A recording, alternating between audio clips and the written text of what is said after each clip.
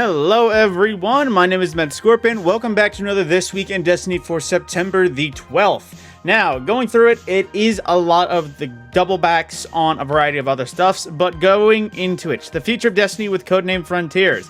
Basically, they released a big blog post article and a set of other ones this Monday. They cover a bunch of things, what Frontiers will be in the future of Destiny. If you don't know, there is expansions and seasons coming once again. We do have a roadmap for the future. We don't have any names. Everything is under code names, which is only the slightest bit annoying because at least a name for something lets us think about it. Because obviously when we heard about the Witch Queen, we knew it was going to be Savathun. We heard Lightfall, we knew it was going to be a dramatic climax of some sort, but we didn't know anything besides the name. Names give teasers. Right now we just have code names, which I recall the years and expansions, or not the years, the expansions themselves are Apollo and Behemoth, and then the two seasons we know during Apollo are Arsenal and Surge. That's all we know, but moving on into more important stuff, there is other articles that are covering how they are vibrating the economy, that's not the right word, shaking up the world at large, basically with activities, rewards in the portal. It's how they are streamlining activities, improving rewards in the modicum of the vast game,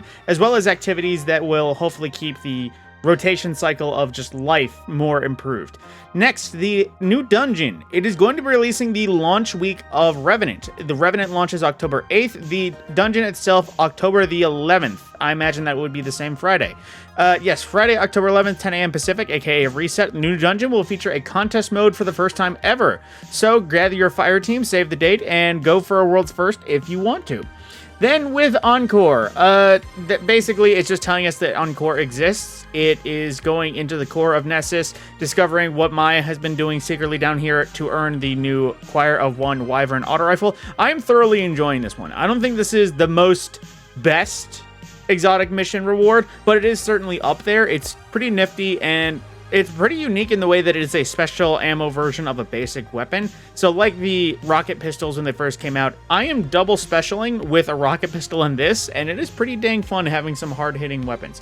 Now, there is some secrets, of course, going through the first one. There is various research specimens that you can find in this mission. If you don't know where they've been, the 7, 8, and 9 research specimens are scattered throughout the associate weeks of the Choir of One, and yes, there is certain weeks when you complete episode 1 and get the catalyst and everything else like that, as well as going ahead forward, there will get the next week available, and I don't know if you're going to be able to pick them specifically, but that is a thing. So there is secrets, a secret speedrun mode for an emblem related to Whisper of the Worm, if you didn't know, but yes, there is some secrets hidden in Choir 1 that is more than just collectibles and maybe a few extra dialogues. Now, the Bungie Foundation is going to TwitchCon, which you can earn the Magnosomatic Waves if you make an in-person donation, if you wish to donate to the Bungie Foundation at TwitchCon specifically, which is a nice little thematic emblem. I don't know specifically what it's going for in specifics, but there you go, in case you want to donate there.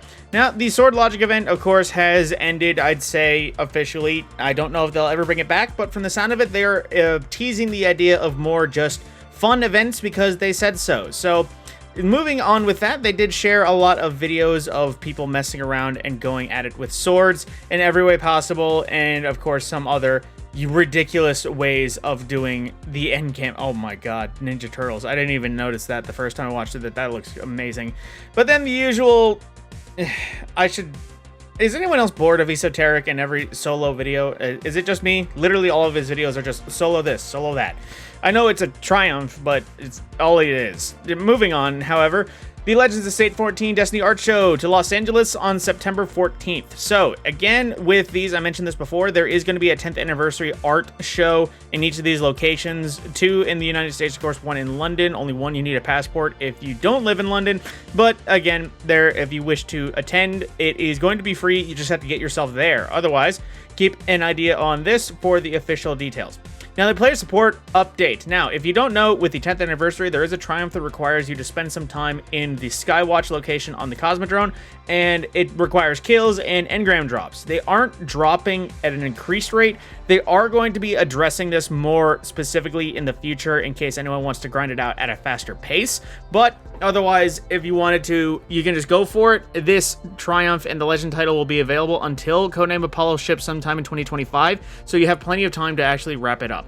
Speaking of which, the Veteran Legend ornaments, if you haven't watched my videos and you don't know, the other Legend armor, when you go through the quest, or I wouldn't say the quest, but the steps of earning the armor, you'll have a free bundle that allows you to get the ornaments on the character. On the subsequent 2 characters, you can just go to the special deliveries vendor terminal. That's the word. The special deliveries terminal in the tower on the other 2 characters, and those bundles should be there for free to unlock, so you don't have to go into the Pale Heart and unlock the armor again and then do that. You should just be able to, after you do it the first time, get the armor yourself for all the ornaments at the special deliveries terminal.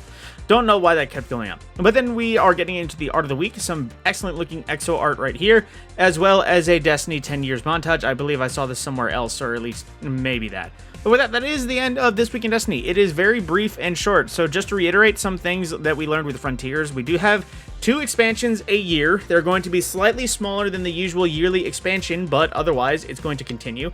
They have plans for multiple years in the future. The problem is right now they're just not sharing anything with us. And let me know in the comments below, would you like it to stay codenamed, or would you like actual names? Because personally, I think they're just having an issue where they're developing as they go along. I'm not sure they had much of a plan post-Final Shape for how they were going to develop the story.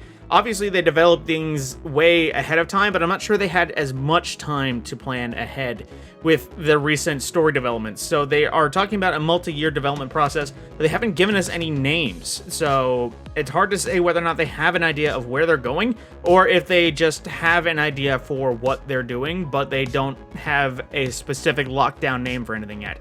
But that's just me.